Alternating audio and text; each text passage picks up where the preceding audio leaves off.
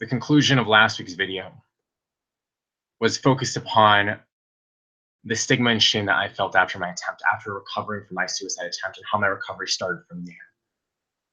What I wanted to do with this episode is break down the stigma that's attached with suicide attempts and recovering from them. One of the big stigmas that I faced afterwards was the pride of, I can fix this. There's a small thing that I can fix. I just got to fix my routines. I just got to do this. I just got to eat right. I just got to exercise. I just got to enter in whatever someone wants to put in for you. Just got to. That's what pride makes you think. That all it takes is a small step, but no. After recovering from a suicide attempt, you're changing your brain's entire biology. You're changing your brain's entire biology after going through a traumatic event, and also after leading up to a traumatic event. Because not only were you led to that event, but also your brain experienced it. You went through it, you experienced it, and now you have the trauma attached from experiencing that event. So the stigma of pride, that limits us from seeking support. Especially I see that with male individuals. Being a guy, we want to solve our problems ourselves. There's another stigma where we don't reach out and support, which is an unfortunate thing that guys deal with, is that we don't reach out to support when we should. And also, anybody has that, especially in this era where we're so busy, where we know that, where we think that people have less time to devote to helping us through our issues, where because of that, we start believing that it's all on us when we need to seek support.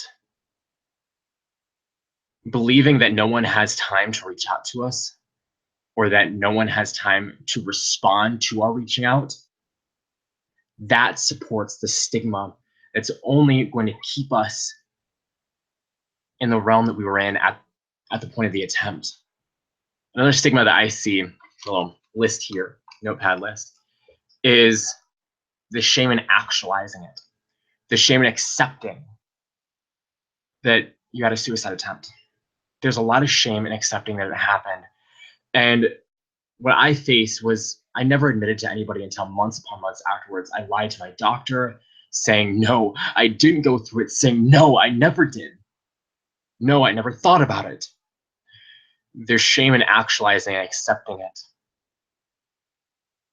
Because afterwards, one of the things we deal with is how to find meaning in a life that was almost lost. And it's very traumatic after we recover, after we're revived, or after we survive. It's very traumatic having to recover from that point. Because not only were you led to that point through mental abnormalities, towards, through different stressors, through different triggers led to that point, but also you witnessed and experienced a traumatic, very traumatic weight upon your brain and your body. So there's shame in actualizing and accepting a suicide attempt happened. The other thing that supports stigma is the responsibility of a responder. This is a big thing. The responsibility of a responder is this: that for so long we tell ourselves that no one can help us because we're led down this trail. We're led down this deceptive path that no one can respond or support us because this is too big a weight to carry, which further isolates us. So if we reach out to somebody, the responsibility on them, we perpetuate the responsibility on them. And in our minds, we say that there's no one that could possibly accept that responsibility because it's so huge. That's a stigma that we face. Another stigma that we face, the language. This is a big one. The language that we use to describe suicide and recovering from that. When people say that someone committed suicide, there's two things that happen when you hear the words committed suicide. The first thing of which is it completely dismisses someone's mental abnormalities that led to that path.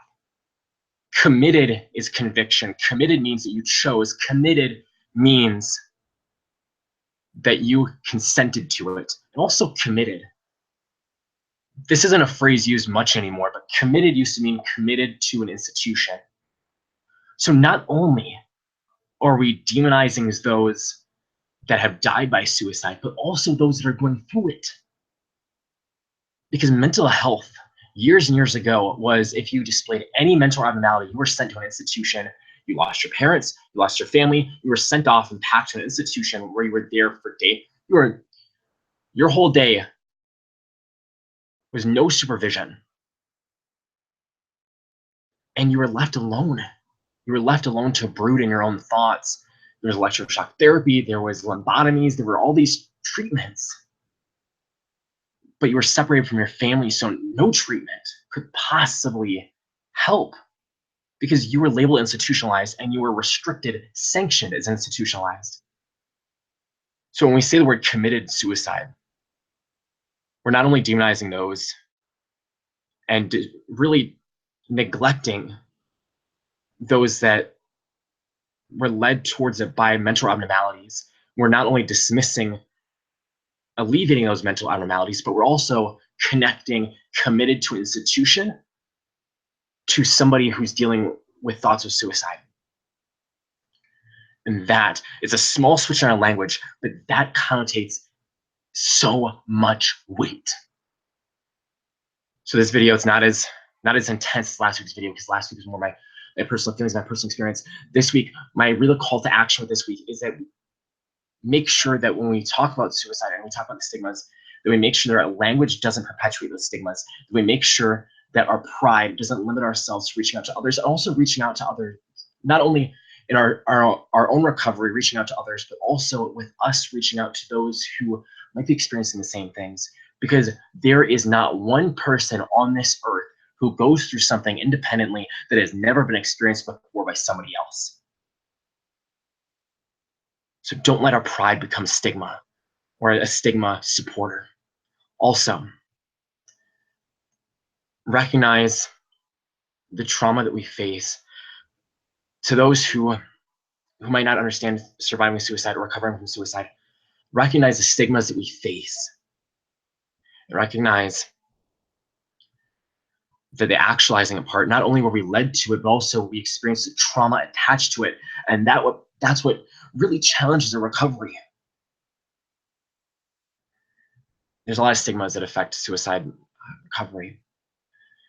Unfortunately, a lot of those stigmas can limit recovery from it. With this video, the point of it, I'm getting better at trying to make these more organized, but this topic's so important to me and so vital to me that I honestly, I can't outline any of this. It's just spurt off in the moment. I get caught up in it because this is so central to me. And I feel like outlining and organizing these videos, yes, be easier to follow, yes, be easier to know what I'm about to say, be easier for all that stuff to follow along. But what would be missing is a spontaneity found in my connection towards this, with all these things being set up pretty much all at once in a disorganized, spontaneous fashion. Because here's the thing also with recovering from suicide. You can't plan it. Every day, you can't assure yourself that tomorrow will be better. When we recover, one of the things that happens is that as soon as our recovery starts, we start convincing ourselves as soon as recovery starts that it's going to be a straight shot slope, that it's going to never end, that no relapse will happen. In my acting class, one of the things I've tried to confront myself on is taking triggers and putting them into my performance. My suicide attempt was by a pill overdose. And one of my scenes, I place that exact pill container in it. That way it was a trigger for me to confront it. I'm not full force advocating for that to happen to all of you, because again, your recovery story is different than mine. You have to be aware of where you are in your recovery story. If you're comfortable with that, if you're not, you have to know yourself with that. What I'm saying is that it's not a straight slope, because we're going to be confronted with things that trigger us back. We're going to be confronted with things that may perpetuate relapse again. But remember, like the theme of the last video, the hope that you have inside your heart is something you cannot comprehend, nor anyone else can limit. Nor is it something that the trauma of a suicide attempt can restrict. Thank you for tuning in and devoting your attention to watching this video, to watching the second segment of Life After a Suicide Attempt. I would love it if you guys would leave in the comment, leave in the comment section below, if you want me to be more, tripping over words here. If you want me to be more organized and more outlined, or if you like the spontaneity, where I'm just saying things are on my heart right now. Also, my phone number is 507-218-6091. Again, that's 507-218-6091. If you need someone to reach out to, I'm here. And also, I didn't leave this on the last video, and I didn't plan on, I really should put this on the videos and include this. So I'm gonna put on here the suicide hotline number, because one of the critiques with this is that we need to include resources. So that crisis number for the National Suicide Prevention Lifeline is 1-800-273-8255. Again, that number is 1-800-273-8255. It's open 24 hours a day. Thank you for tuning into this video. Thank you for devoting your attention to this. Thank you for allowing me the opportunity to speak really what's on my heart. Because one of the things I swore after going through this event was that if I knew somebody else was going through something similar, that I would not stay silent. Thank you for allowing me the opportunity to make do on that promise. I hope you have a great night, a great day. Signing off, Christian S. Nisbet.